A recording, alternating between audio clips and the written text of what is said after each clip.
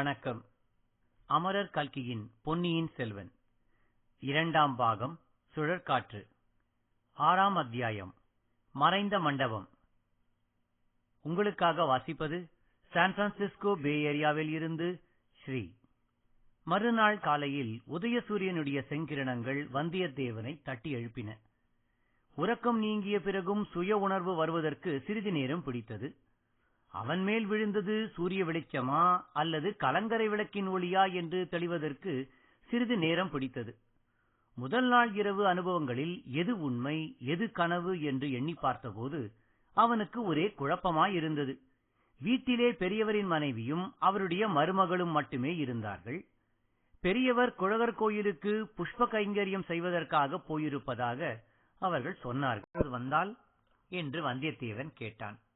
புலி சிறுத்தை இங்கே ஒன்றும் இப்போது இல்லை. வந்தால் நரியும் காட்டுப்பன்றியும் வரும். நரிக்கும் பன்றிக்கும் பயப்பட மாட்டாயே?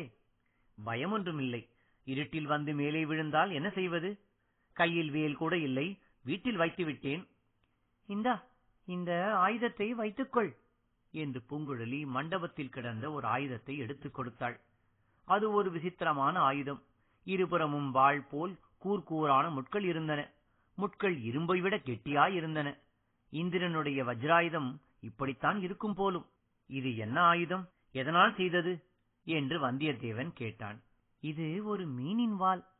இந்த மண்டபத்தில் குடியிருந்த சிறுத்தை என் மீது பாய வந்தபோது இதனால் அடித்துத்தான் அதை கொன்றேன் என்றாள் பூங்குழலி. இத்துடன் 6ஆம் அத்தியாயம் நிறைவு பெறுகிறது.